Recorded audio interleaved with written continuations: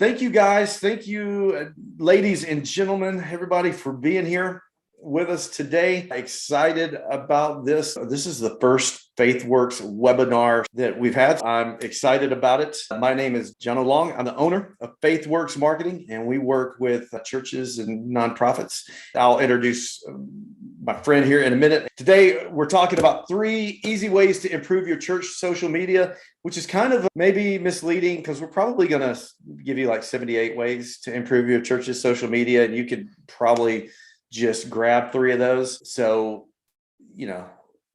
try to keep up, but we're going to give you some good stuff.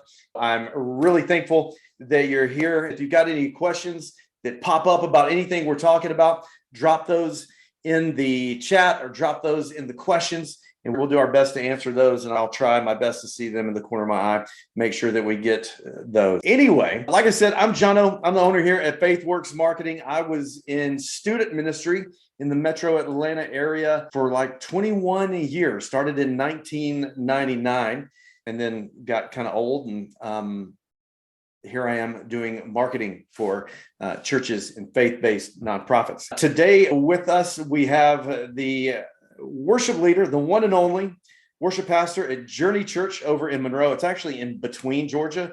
Literally, the name of the little town is Between. Zachary Orr is with us.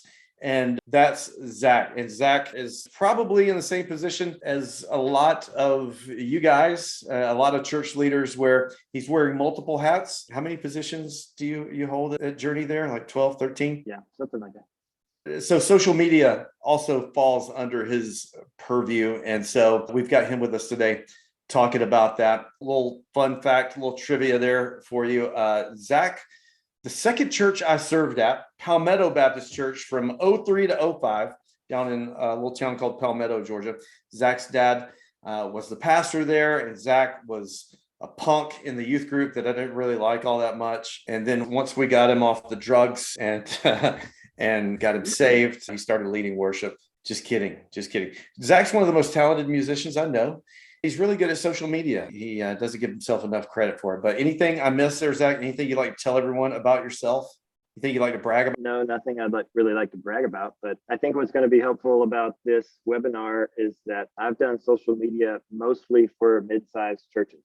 So I'm not coming at you with a mega church background that has an unlimited budget. I've had to do a lot of the grunt work myself over the years. So quite a bit of experience with it so far. Yeah, very cool. So Zach's right there in the trenches, and I think that's a really good point. And I think you're going to learn a lot from him today. He's got a lot of good stuff to say, and I'm going to ask him some questions and try to stump him. So if you've got some questions, throw those at us. Anyway, without further ado, we'll just kind of go ahead and jump into it. So what we want to accomplish today, and by the end of the session, is we want you guys to know how to make a plan, how to determine your social media strategy, because I feel like, and I've been in situations where managing social media, it just kind of like, oh, dang, we got to post something today. Everybody else is posting, it's Tuesday. That's the day we said we were going to post. What are we going to post? Well, we got this coming up, and there's really no plan to it. We're just shooting from the hip. And when that happens, it really becomes more of an annoyance than anything. And then we're not really doing our best. The second thing that we're going to talk about is how to build a team, how to recruit and develop a team to produce your social media content. The goal here is for you not to be doing it all by yourself, for you to have some help, because especially if you're on staff at the church, or if you're a high capacity volunteer, you're probably wearing multiple hats. You've got several roles, and at different times of the year, if you're the worship leader and it's time for Easter, you've got a lot of things on your plate, and social media may need to go on the back burner if you're the only one doing social media. So that's where having a good team can help fill in. The third thing that we want you to walk away with is the thought of how to make it matter, how to take your social media from just marketing to actual ministry. We'll dive deeper into that. Now, Zach was telling, I asked Zach, and you got to tell everybody, this is why Zach should be teaching you how to do social media, because Zach, not only is he great at it, but he's also made a mistake here and there. So I asked him what was one of your biggest social media mess ups for the church. And then he told me this story. So I'm going to let Zach take it from here.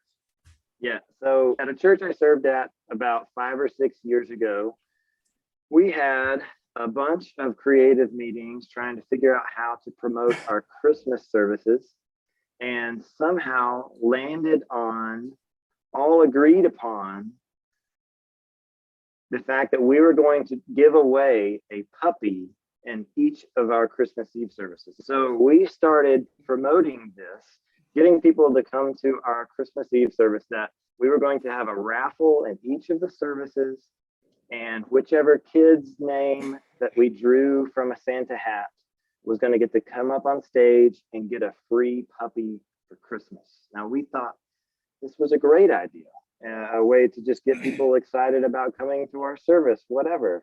We might catch a little flack for, trying to commercialize it a little bit, but we justified that, saying we were reaching people who may not otherwise come, whatever.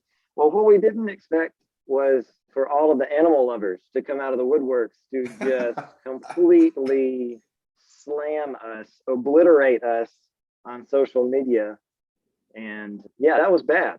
We wound up canning that idea. All the animal lovers are actually leaving this webinar podcast right now. Yeah. I wonder, had you guys gone through with it, would it have actually helped attendance or hurt it? Because like, as a guy with 5 kids, and you as a parent now, were you a parent then when you? No, I was not a parent then. We had people in the meeting who were parents. We just kind of thought, like, if you don't want your kid to get a puppy, then you don't sign up for the raffle.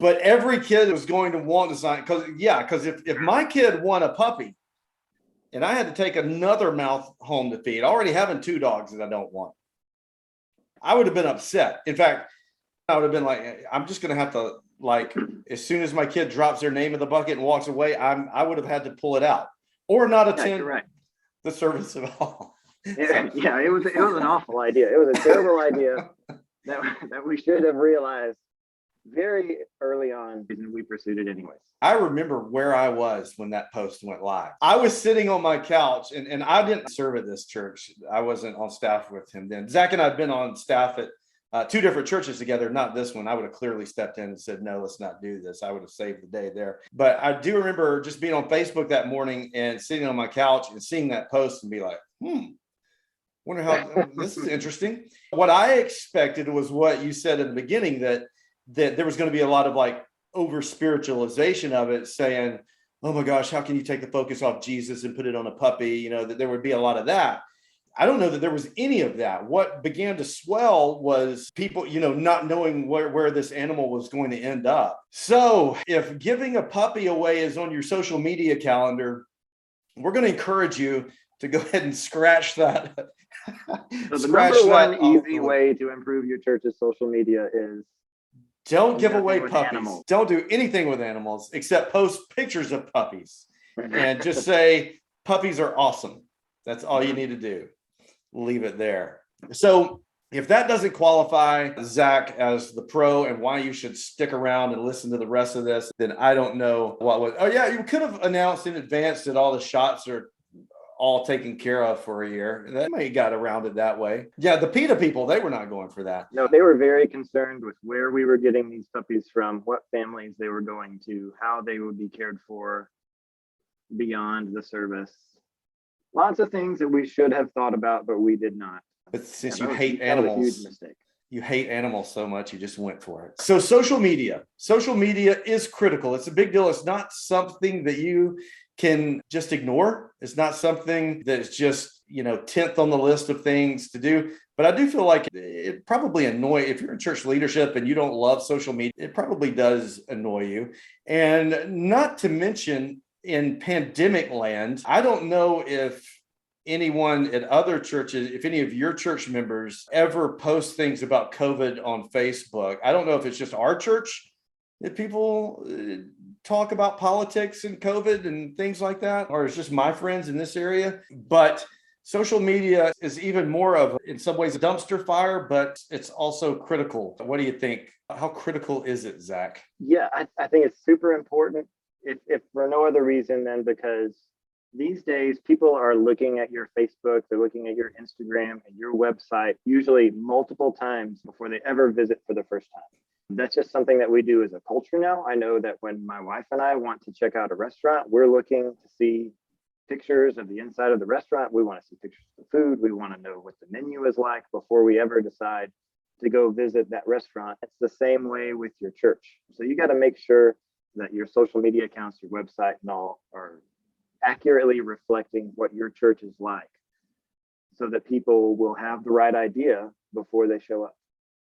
We were talking about this earlier, that social media is not just, and I think we're gonna hit on this a little bit more in a minute, but it's not just like a vehicle to talk about ministry. It's not just an avenue to get the word out about ministry, but it literally is ministry, and ministry can be done on social media. I think the other thing, and this is what I heard the guys from, I think it was from North Point Church, they were talking about how everything they post on social media, I mean, it's from the filter of looking at, what is someone who's never going to be here, who's never been here before, what are we showing them? So they don't do all these funky angles that, in the sanctuary that no one could ever get to get a cool angle of the worship service, but they want to show you what it's actually like to sit in the worship service, what it's actually like to drop your kids off on Sunday morning, So to be able to reassure parents that, we've got a secure check-in process for the kids, and it's not just pandemonium, Lord of the Flies when you drop off your kids. That's something that needs to be on social media. That's critical for convincing the parent that's maybe a little nervous, apprehensive about bringing their kid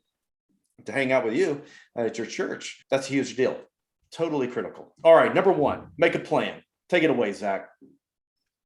I think the first thing that you should do, which if you watch any YouTube video about how to grow your social media account, or if you sign up for Skillshare or something like that, you're watching someone else's class on how to grow your social media account, what everyone is going to tell you is that you need to figure out what your account is for and what your goals are for your account. So for instance, our church is to do what I was describing before. I don't have a ton of time to devote to social media because I'm also taking care of production and making videos and all of our graphics and doing worship and all this sort of things. So for us, social media exists to give people a snapshot of what Sunday morning is like, so that when someone goes online and they're looking to find out what's Journey Church like, they're going to go to our Instagram, they're going to go to our Facebook, they're going to visit our website, and they'll be able to see pictures and posts that reflect who we are.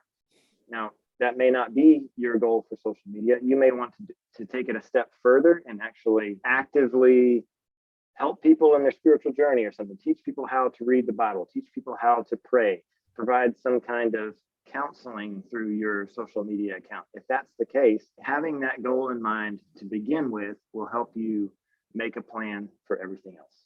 Beyond that, once you figured out what your goal is, you want to figure out, okay, what is feasible for me? There's churches out there that post every single day, multiple times a day. At a church I used to serve at, our pastor wanted us to post 3 times a day. We had a lot of trouble coming up with content that was actually worth posting to post that often. So we just wound up posting a bunch of stuff that nobody cared about, and we went quality over quantity, which ultimately hurts your social media account, because then people start to ignore you. And the more they ignore you, then the algorithms on social media will deprioritize your account to your followers. So less and less people will see your stuff, no matter how many times you're posting.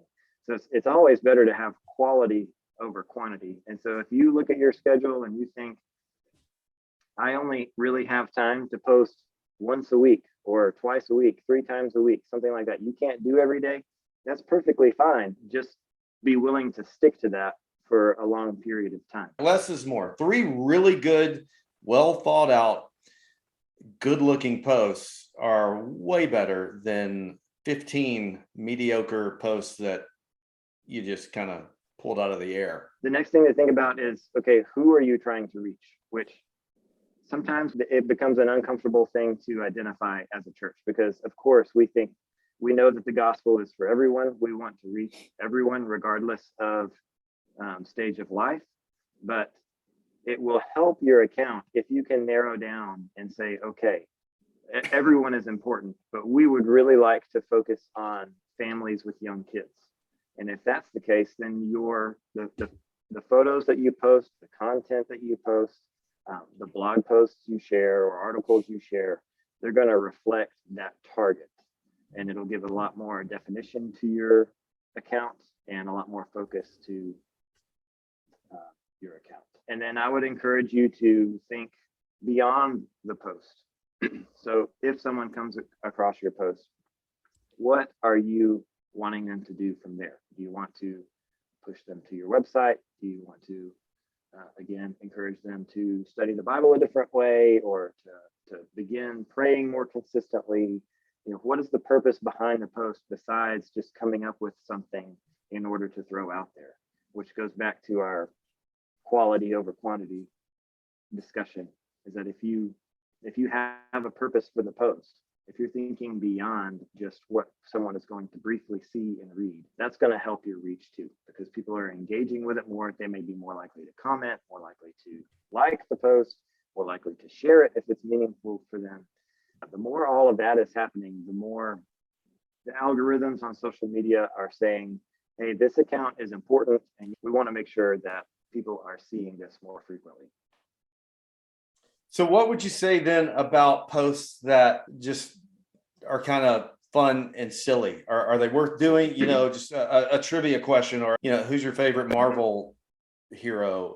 Are those worth doing? Is that dumb? Is it a waste of time? Is it unspiritual?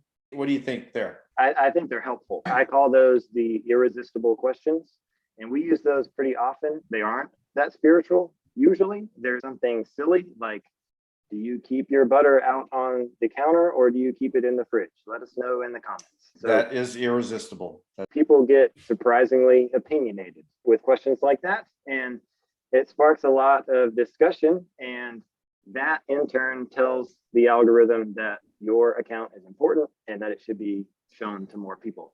If you're looking for a question to ask that you want just to go viral, start the whole temperature argument. What temperature should the thermostat be on? I did a post like that. I've only had one post like go, even if you could consider it viral. And it was like back in 2017, I posted it. Me and my wife were arguing about it. And I said that 67 degrees is perfectly adequate in the winter for the heat to be on. And that's what it should be on, possibly lower in the summer. And dude, that blew up. And then you see it now, like if you talk about temperature, you get people talking. You just do a thermostat post every week. If your social media is terrible on engagement, we got a question. Okay. So Kenneth is asking, do you suggest have only one main church page, or having the pages of the church for like young adults and like youth ministry having its own page, if there's like an evangelistic effort or men's ministry? So do you think everybody should have their own page, or do you think just like one main page for the church? My personal opinion is one main page for the church. That's what we do, but it kind of, again, goes back to what is your goal for your social media page. If it's primarily just serving as a springboard for announcements for you, then maybe it makes more sense to have them all separately. I don't know. Or do you even have enough content for each of those areas to put on each of those pages? You know what I mean? Like as far as my church goes, we do not have enough women's ministry things happening that we would only be able to fill up, or we would be able to fill up solely a women's ministry Instagram account or whatever. So it makes more sense for us to have just one church-wide account that gets all of those things. I would agree with that. I would say, if you start creating multiple, well, for a few reasons, every ministry has its own Facebook page. You definitely lose a lot of consistency, and it could potentially become the Wild West, and you don't really know what's getting put out there. The truth is, your whole church is, anybody who's going to follow, they're definitely going to follow the main page. So why not just funnel everything through there? I do think it's a good idea for like youth ministry to have its own Instagram, children's ministry have its own Instagram, maybe even TikTok or something like that. If there's an age appropriate app that fits within a demographic a little bit more, but I would definitely vote for the one church Facebook page. What I would say is that if you wanted like the young adults to have something that you could communicate with them directly, that's where Facebook groups come in. If you're looking for something that would just be for like insiders, basically, we're going to use the Facebook page is kind of the sign in the yard, the front door, letting everybody know what we're about. But once you're inside, you want to know what's, so that we're not having to fill up that front door with just event after event or internal communication. Really use the groups for that. The nice thing about the groups too is that with groups, I mean, everybody can answer and help each other out in those. You do have to monitor it and kind of moderate some things. But if somebody's got a question like, hey, what time does such and such start? This special event start on Saturday? Well, somebody else in the groups probably knows the answer. So the next question is for Zach. Do you guys have Instagram for adults, for kids, and another for youth ministry? We have one for student ministry and then another one for everything else. So welcome to JSM is the handle for our student ministry. And then welcome to Journey is for everything family ministry. So college and up, which would also include kids. We put stuff on there for kids as well, because I mean, most kids don't have social media accounts. Dare I say, maybe they shouldn't. Targeting kids with a social media account isn't profitable endeavor. So it's good for teenagers to have their own thing, because for one, teenagers don't want to have anything to do with something that their parents have something to do with, so they like just that aspect of it, is that they have their own thing that is separate from something that their parents are also seeing is appealing to them. But it just provides an avenue for your student pastor to connect with them one-on-one as well. You guys, you do a LinkedIn profile for all your deacons, right? You've got that. I'm just kidding. All right. So I think we answered that. All right. Pick back up where you left off there, Zach. I think that was it for me. Okay. For the first thing, for making a plan. The next thing would be to build a team. So one of the best things I have ever done as far as social media goes for the church that I'm at now is starting a team of photographers. So I'm not the one who is trying to handle getting content or getting pictures for content on Sunday morning. I can just focus on the worship and production and connecting with new people and that sort of thing. So I'll tell you, for me, we have announced it and asked people to sign up for this team. That seldom works for me. There's just the all call from the stage saying, hey, are there any photographers who would like to serve in this area? I know that works for some people. It's never worked for me. What I've found I've had a lot more luck in doing is just asking around for people who are interested in photography or who happen to be photographers, and then asking them personally, shooting them a text, sending them an email, or asking them in person on Sunday morning. We're fortunate enough to have a lady named Terry who is a professional photographer. She's amazing. And so I just schedule her on Planning Center just like anybody else. And about once a month, she comes in and spends the whole day with us on Sunday mornings, even starting in rehearsal with the band and stuff. She takes a couple hundred pictures that day and then uploads them to a folder that I can access, and so can the rest of the staff, and we can just comb through there and download the pictures that we want to plug into our social media or use on our website or whatever. And she does a phenomenal job. I even asked her leading up to this, okay, what equipment would you recommend? What equipment do you use? And she stressed to me that the most important thing as far as a camera goes is the lens, and not necessarily the camera itself. You do want a camera that has a removable lens so that you can get a different kind, but the lens is by far more important than the camera itself. And she uses one that is 70 to 200 millimeter with an f-stop of limit of 2.8. So I looked that up. They're about $1,300, $2,600, that's a lot of money for a lens, especially if you're just starting out. I think that just a regular 50 millimeter will do the trick. Or if you have one of the newer model smartphones with portrait mode or something like that, that can do the trick as well. Something that can blur the background. Yeah, and I mean, if you have an Android, you probably just want to take that and throw it in the garbage. I'm just kidding. I'm a Mac evangelist, but yeah, like an iPhone 12, iPhone 13. If you spend a minute getting, framing it right, and Zach's going to talk about this in a minute, but spend just another minute editing it, you can upgrade the quality of your social media feed pretty quickly. Yeah, big time. So our team, obviously I mentioned Terry, we've also had some students that have helped out. And what I stress with them is that there's like minimal training that goes on there to teach them how to use their camera. They get a good lens, and then we briefly go over, okay, how does ISO work? How does aperture work? How does exposure work? Will their camera, do they have any like Kelvin settings that would adjust the temperature of the photograph? And then we get them familiar with their own camera, and then just kind of turn them loose. And I mean, especially with the teenagers, I mean, honestly, 80% or more of the photos that they take for us are unused. But that, you know, if they take 100 pictures and there are 10 of them in there that we can use, you know, we're only posting once a day or 3 times a week or something like that, you know, that covers a large amount of time. Like I already mentioned, we want the focused foreground and the blurred background just because that looks nice on social media.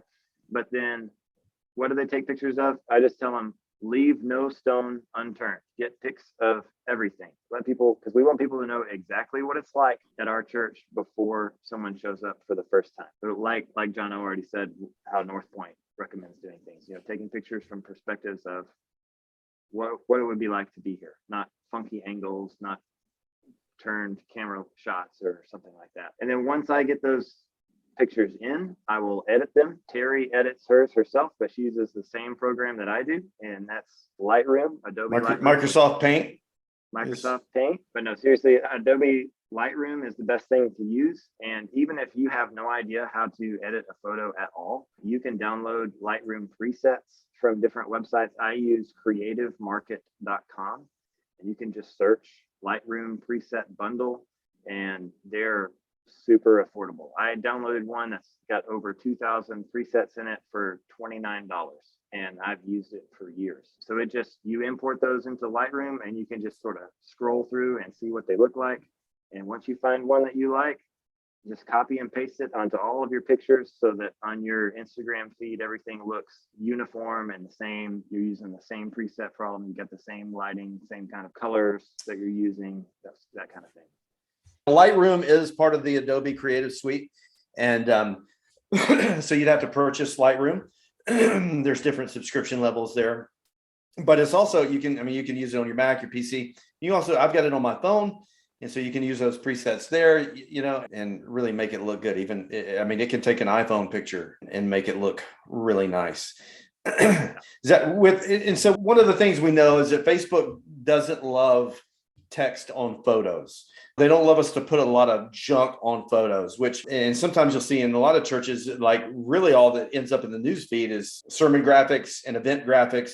And so the whole news feed is full of just, you know, Photoshop or Canva design, stuff like that. And so, Zach, what do you say? How much, as far as the percentage wise, are you just posting pictures with a caption that has something to say about it versus a picture with something with some text on it or design on it versus a sermon graphic? What are your percentages there? I'll say, I don't know exactly what my percentages are. I would say my go-to is just to use a photograph with no text. Sometimes if I have a really great picture of, say, the worship team, then I'll overlay it with lyrics from a song that we've been worshiping with on the weekend or something like that. Not the entire song, just a couple lines or something like that. Or maybe a psalm or scripture verse. But a lot of times I save whatever that quote is for the caption itself, because me personally, I'm not a big talker, and so coming up with the caption for me is the hardest thing. And so if I already know what I want to assign to or to go with that picture, instead of putting it on the picture, I put it in the caption because that's just what's easier for me. Along with Lightroom, if you're looking for something more affordable, of course, Canva is an option. A lot of people use Canva. We use Canva. This presentation, we made this in Canva. Super easy to use, super affordable, lots of templates. For social media, especially if you're doing like student ministry social media or your church has a younger median age, there's an app that's one of my favorite. It used to be called Over, and then GoDaddy bought it, and it's called Studio now. So it's the app in the App Store, Studio by GoDaddy. And it's kind of like Canva, but edgier. So like just as far as the cool factor of the templates, there's some templated stuff in there if you're looking for just something to kind of spice things up a little bit. And even, for you can make event graphics in there. You could even make, sermon series slides in there. So that's just another one. It's like I said, it's called Studio. It's by GoDaddy. The app icon's like got a little squiggly blue line across it. So take a look at that. That's one of my faves there. So another question came in, Zach, what if your church is event driven? And I guess, is that in relationship to, I think I need some more context on that question. What if your church is event driven? Are you saying like as far as what tools to use or what to post? Also like when posting, when flyers. So if your church is event driven, posting flyers, stuff like that, meaning a lot of your promotion is around events, I'm assuming. I would say people are going to get more. We have at least 2 to 3 big events each week. So I guess some of that would depend on what the events are. Are we saying 2 to 3 big event like outreach, invite the community in, and these are like big meals, or these are, like music events, or are we saying these like the big youth ministry gatherings, 2 to 3 big events a week? That does feel like a lot. So yeah, like outreach, community events, church events. I mean, all of those things, to me, all of those things I think are going to be full of people, and you want a photographer there. If you're doing that many events, you've got the capacity to do that, then I'm going to assume that you've got somebody, probably more than one person in that church that is decent with a camera. I would say that you could recruit and have someone at all of those events, and then, fill up your social media with, here's what we did, here's what we've got coming. Keep those things. I would say here's something that a lot of churches miss, is that they don't keep things organized enough, like in Dropbox or in Google Drive. And so then, they miss out on when it's time to promote next year's same event. They cannot find last year's stuff. And so they're having to go get screenshots off of Instagram, to make their promotions and stuff. So, keep that stuff, hang on to it, even the stuff that you don't use. And Zach, what do you have to say about that? I think all that's good. I think as a general rule, I try what I call those things when I'm posting an event on social media, like an announcement kind of thing. I'm inviting someone to something our church is doing. I call that an ask.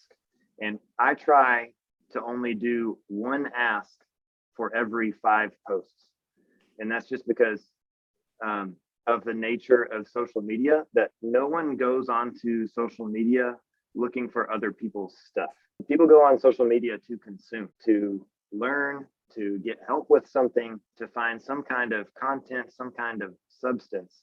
And so if the only thing that you ever post on social media is an ask, is an invitation to something that you're doing somewhere else that isn't even related to social media, then eventually they're going to stop reading it altogether. They're just going to scroll past. And the more times that they scroll past, the more you're telling the social media algorithm that your page is not important to that person. So they're going to get shown it less and less frequently. So I would try not to do that if I can help it. Obviously, those things are important. You want to promote the things going on. But if you can do it in a different way, if you can, like, one of the things that I tell myself when I'm coming up with a post is to show, don't tell. So if at all possible, it's better to provide an example than to tell someone about something. So instead of saying, hey, you should sign up for a community group, instead, I'll post a picture of a couple that is involved in community group, and in the caption have a quote from them talking about why community group is important to them. Like, it's still advertising your event, but it's doing it in a different way that is interesting, if that makes sense. I would encourage you to literally create a Facebook event for the events. For one, then you've got the ability to create a targeted ad from that event and get some engagement there. And so then you can share it, and you're going ahead and calling it what it is rather than, slipping it in on the news feed. Events are going to get a good bit more engagement too if you do it right. Whereas, if you've got 1,000 followers on your church's profile and you do the best post, unless it gets about 10 shares really quick, then the most you can expect, Facebook's going to show that to maybe 15% of your fans. It's going to make it on about 150 news feeds, maybe. And then whether or not they just scroll right past it, who knows? We manage some pages with 10,000 followers, and on our best day, we're happy if 1,000 people see some of these posts. And so that's where you've got to get creative. And, if you can start, Facebook groups get way more engagement than Facebook posts. Facebook events, depending on the event, depending on, if you put a little money with it to boost it, can do pretty well with engagement as well. So I would encourage you to really, Facebook wants you to take advantage of some of those extra features. And when you make Facebook happy, they reward you. Same with Google. I'd say one other thing that will help with the picture itself, we talked about Lightroom presets and having a unified look. You can even do that with just like the editing features that are in Facebook or Instagram. A lot of, those will let you control the brightness, the exposure, the vibrancy, the saturation, those things. Play with that for a few minutes to make sure you have a nice, clean, bright picture. But another thing to think about is the way that you're cropping your picture. It'll be more interesting if you use something that's called the rule of thirds. And if you can imagine on your screen, just drawing a tic-tac-toe board, if you can place your subject where those lines intersect, instead of just in the middle of the screen or all the way to the side or all the way at the top or the bottom, where those lines intersect at the crosshair, if you can place your subject there, that's a recipe for a nice looking picture. And that's what I try and think through every time I'm cropping a picture. How's this? Is this better? So then finally, make it matter. Yeah, make it matter. Think beyond just announcements, just posting to post. Do ministry outside of just Sunday morning. Brady Shearer, a guy who I follow on Instagram and on YouTube, has a quote. He says, if church only happens in the building, then your reach will miss 80% of your target audience. People are spending at the most, probably 3 hours a week with you, if you're lucky. And that's considering, say, an hour for a service on Sunday morning, an hour on Wednesday night, if you have something going on Wednesday night, and then an hour in a small group, if they're involved in a small group. And if that's every single week, which honestly is a big assumption because these days people go to church about once every 3 weeks, just statistically speaking. But if they come every single week, then you're only influencing about 2.6% of their available time. And that's also considering that they sleep 8 hours a night. So, social media is a huge opportunity for you to be invested in their life, to do more than just market yourself, to do more than just market your church, that you're actually ministering to your community.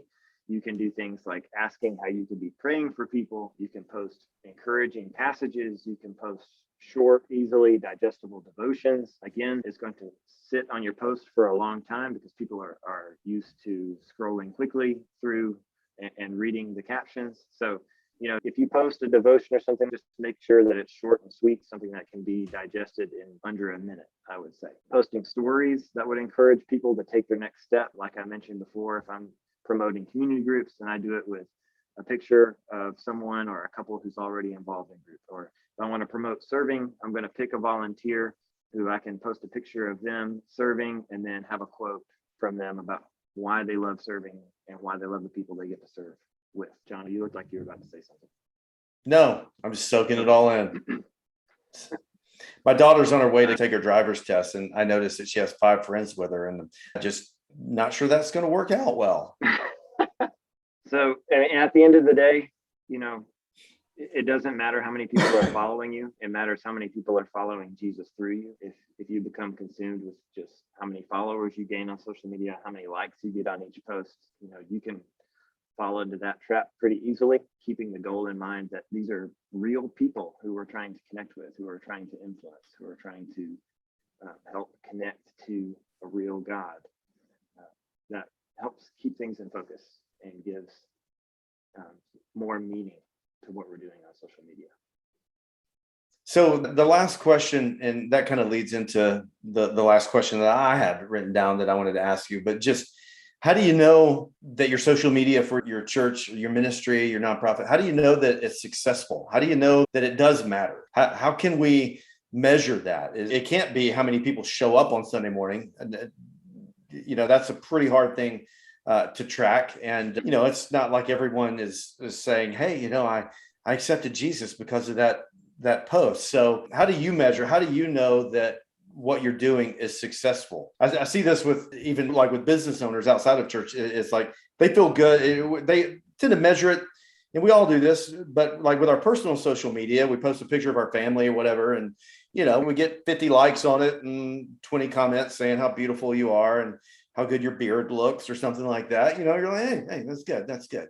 I appreciate that. Thank you. Keep the compliments coming. But I don't know that we can necessarily measure the success of our ministry social media that same way, just by feeling good that we got some clicks and some likes. What do you think? Yeah, I think that would go back to what you decided in the beginning is the goal for your account. So for instance, for us, the goal for our account is to provide a window into what life is like at Journey Church for the people who are checking us out online. So I can go back and look at my page and look at the pictures that I've posted and ask myself, okay, if someone is looking at all of these, would they get an accurate depiction of what it's like to come on Sunday morning? And if the answer is yes, then for me, that's a win. That means it was successful. Now, if your goal for your social media account is to reach people who don't go to your church, like that's your primary focus, then set up some systems to be able to measure that. Okay, so on your connection card that people fill out if they come for the first time on Sunday morning, ask a question like, how did you hear about us? And if they write, I found you on social media, or a friend shared your page on Facebook or something like that, then you're able to track it and you're able to see, okay, here's some measurable proof that what we're doing is working. Anybody, before we land the plane here, I want to see if anybody's got any last questions. Kind of coming to the end of our time. Actually, we're a little bit over time, but this has been good stuff, been well worth it. And I know that you're all walking away with something valuable, but I don't want to cut anybody off. If you got any questions, now's the time. Throw them at us. We're ready. Zach, do you have any questions for me about how many push-ups I can do? How many can you do, Jonathan? Not many at all. It's 3 if I use my knees. So you mentioned connection cards. Are you using them? Randy said they're using a QR code and it's not working. What would you say to that? I'm assuming people aren't filling them out. The connection card that we're using, we're not using a physical connection card at Journey. You point your phone at the screen and that takes you to the online connection cards. Randy's saying, yeah, people just aren't filling them out. People aren't responding. How do you feel that it's working at Journey? Are people filling those out? Are we incentivizing it? People are filling them out. There are different things that will encourage people to fill them out. One is just making sure that you have it as many places as possible. If you have the ability to put a sticker or a card on every chair that has that QR code so they don't have to lift it up and point at the screen, I'd say do that. We definitely put it on the screen for our broadcast feed. It comes up as a lower third on the bottom of the screen that people can scan. Then when people scan that QR code, it goes to our Linktree account, which allows us to put multiple links. And one of those links, the very first link actually, is the connection card. Now, the way that you talk about it matters. And so we always try and talk about our connection card in a way that makes it important for people to fill it out. So we say, this is the way that you communicate with us. If you want more information about our church, you need to fill out the communication card. If you have a prayer request, you need to fill out the communication card. That's how you get those to us, instead of framing it in a way that we want your information, so fill out the card.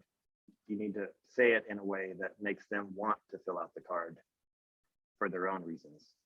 And make it to where, yeah, if you want to be in the loop and you want to know what's going on, you need to click this, you need to check out the QR code, because there's also, not only is that where the connection card is, but that's where the information, if you want to sign your kids up for kids camp, like that's where you're going to have to go. So if we hold their hands and hand them a flyer and everybody's sending out an email about it, like I think that goes back to kind of having the website as your central hub.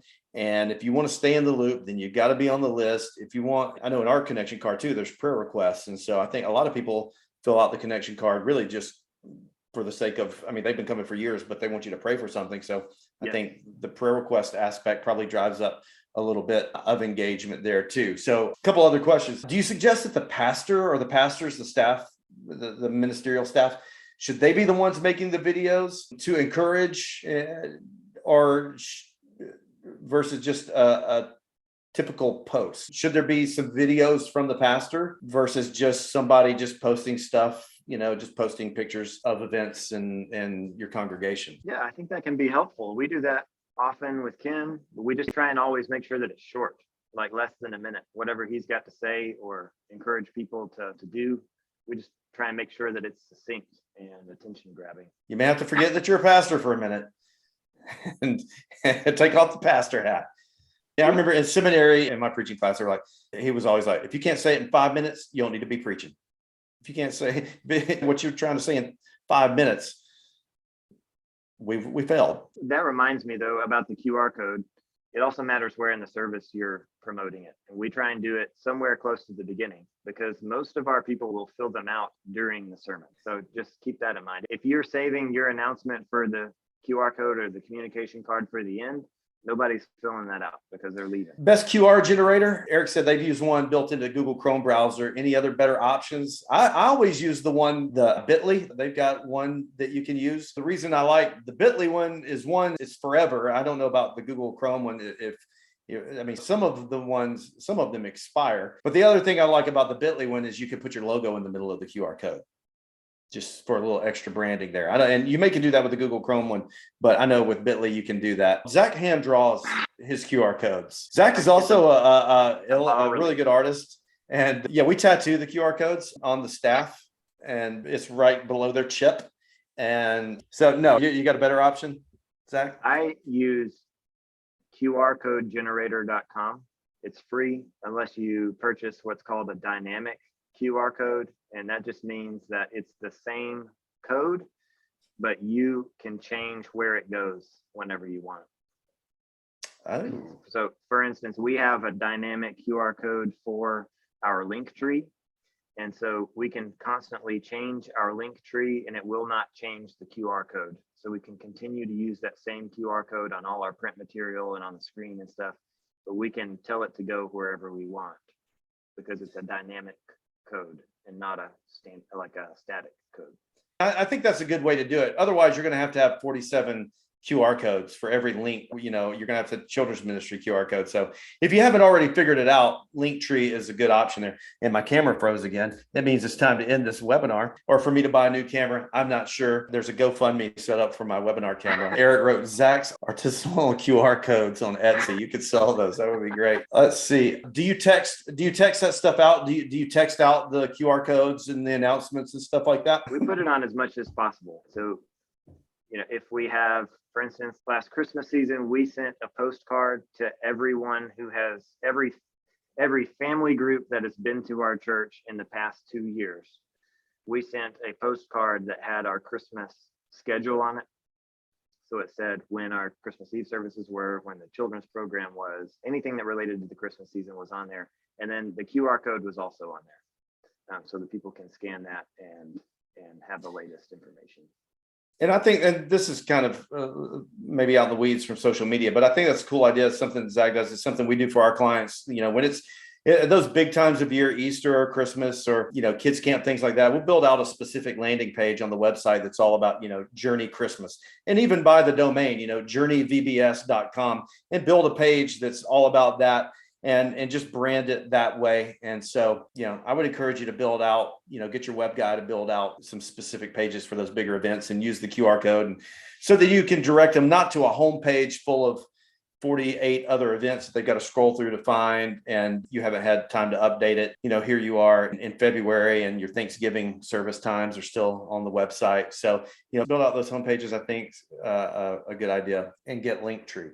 Any other questions before we wind this thing down? What are your thoughts on other social media platforms other than Facebook and Instagram? Example like Twitter or even TikTok. Do you think they're worth investing time in? I'll answer the Twitter. I would say no, unless the pastor has a good following. But the only people who are successful on Twitter are people who are always on and who engage. If you want to be successful on Twitter, which has kind of turned into a big dumpster fire of political garbage for the most part, a lot of arguing, but the people who are effective on Twitter are kind of the head figures, the leadership, and they engage pretty regularly. But I don't know that many of our people in our churches are actively engaging in Twitter. Now, TikTok, on the other hand, Zach, how much time you spend on TikTok? 0%. Okay. Well, if you ever do you have a TikTok? I don't have a TikTok. I have a TikTok, and it's like, if you're a graphic designer, you know how like you can, if you go into Photoshop and you've been working on like a logo or something, and it's been an hour and a half and you've just been deciding on a font, like it just sucks you in like that.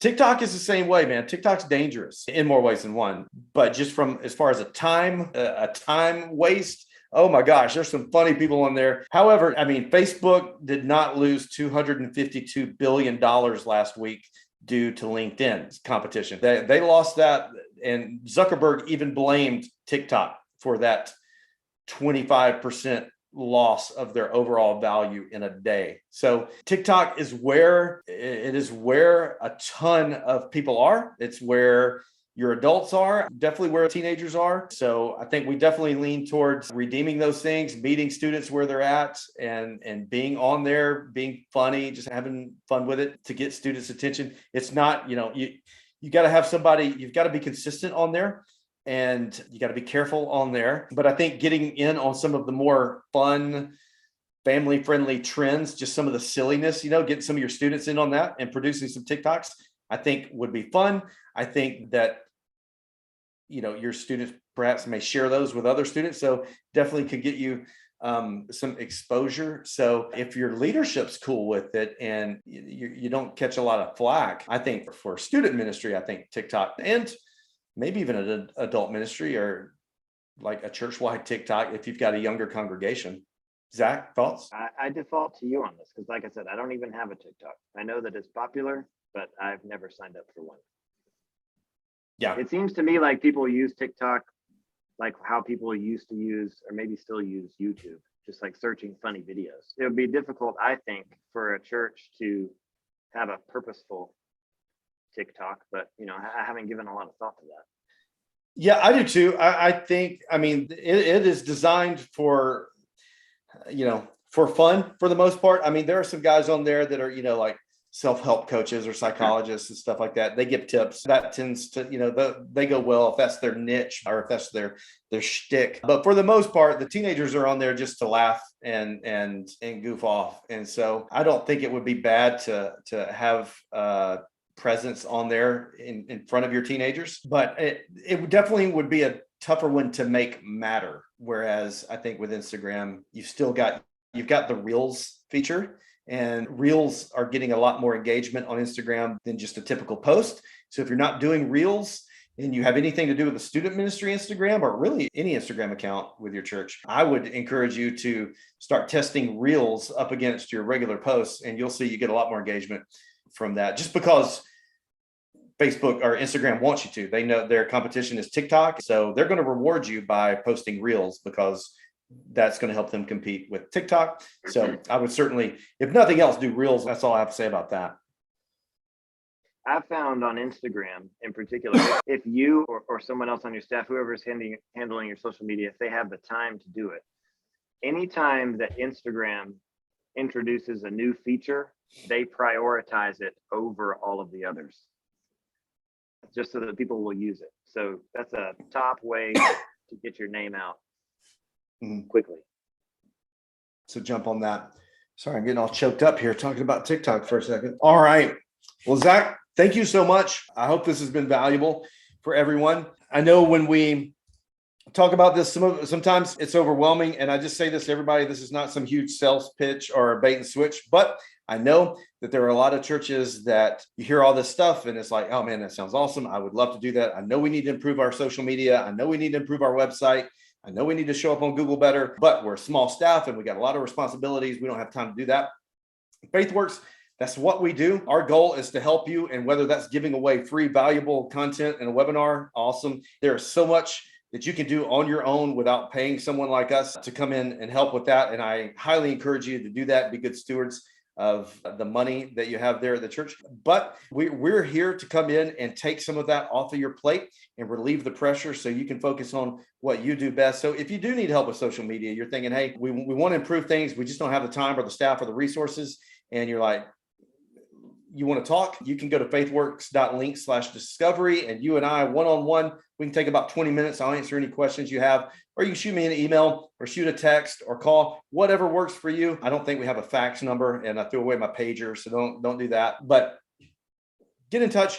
we'd love to talk to you and help you in any way we can. If you ever have questions about anything, we're not going to charge you. If you're ever stuck on something, you're trying to figure something out on social media, or you're looking for a resource, man, just reach out. It won't be a sales call. I will help you in any way I can and give you every bit of knowledge that I have. And it's not much. If I can't get you an answer, I'll get you in touch with somebody who can. So if we can ever help you, let us know. And we're here for you. Again, thanks, Zach, for your time. Thank you guys for all hanging out with us. Hopefully you have enjoyed it. And we're going to do these monthly, and we'll have a new guest every month talking about a new topic every month. And so make sure you watch out for those emails we'll be sending you, keeping you in the loop. And thanks again. We appreciate you all. Talk to you soon.